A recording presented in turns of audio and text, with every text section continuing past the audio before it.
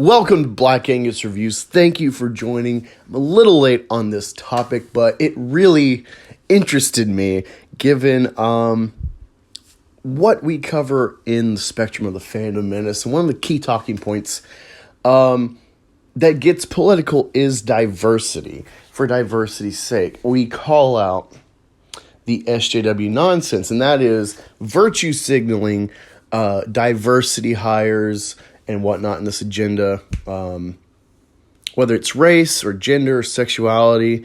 They love touting in Hollywood the casting or inclusion of a scene of the right color or gender or whatever.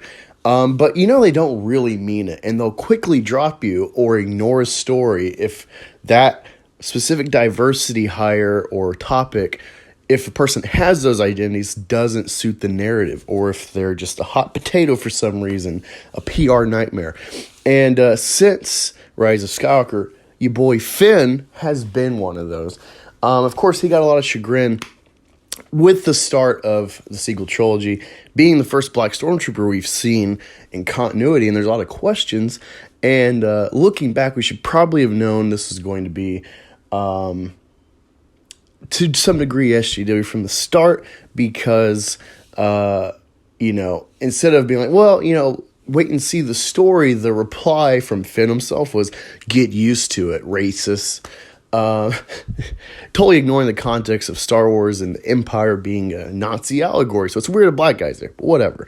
But, he's clearly gotten a bad shake after The Force Awakens in-house in Lucasfilm, because you see how all the intrigue and interest in his character was squandered as a character in Episode 8, and then an attempt to rectify that and even maybe bolster him more so with hints at the Force abilities in his character being present in Episode 9. One of the big things we talk about is the falsity, the disingenuous nature of Disney with their diversity stuff, especially with black people. They'll tout BLM and they'll do whatever. But in the same breath, because they're trying to make that China money, they will exclude or minimize Finn, the main black lead, in the posters marketing the show. I think there's a reason Enfys Nest was masked, not just because it's a cool looking mask, but because she's mixed, she's black. Asian, especially Chinese culture, they don't generally like black people. It's not a selling point, to say the least, for that culture.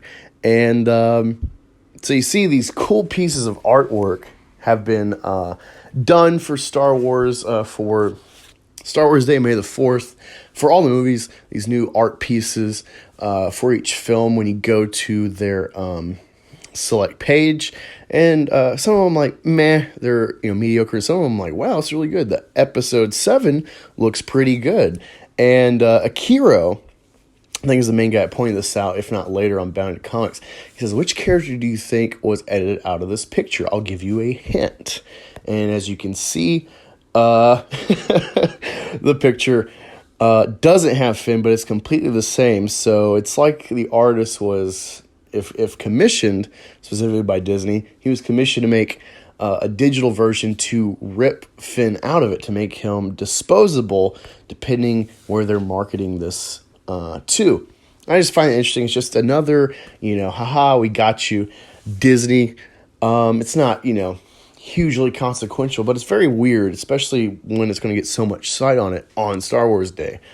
But yeah, I just thought that was interesting, and it just goes in a whole long laundry list of disingenuous moves by Disney and Hollywood in general to tout diversity, and yet when it costs money, they won't do it. Another point, in Episode 9, they made a big deal about LGBTQ inclusion. The first gay interaction or gay character on screen was going to be in Star Wars film in Episode 9, and it ended up being like a 2-second in the background lesbian kiss, which they edited in countries that would have raised the rating, which would have minimized further potential to sell tickets, making it rated R or rated, I guess, X in those countries, NC-17, whatever that rating is. But yeah, let me know your thoughts in the comments below. What are some other big things that Disney has done? with their false narrative of virtue signaling. And what was your favorite piece of art? Be a little positive. What was your favorite piece of art of the 11 live action films thus far of Star Wars? I actually really like the Rise of Skywalker artwork. It's pretty good, but I have to review the prequels. But yeah, let's talk about that and anything else you want to talk about in the comments below. Talk to you next time, and I'll see you for the live stream tonight. All American Beef with my boys, Rookie Critic, General Zod, and Pop Culture PB. Be sure to join, and if you want, get some All American Beef merch on the Teespring store. 25% of that goes to veteran charities. So you're not just helping the channel, you're helping real world issues with our service members. So thank you.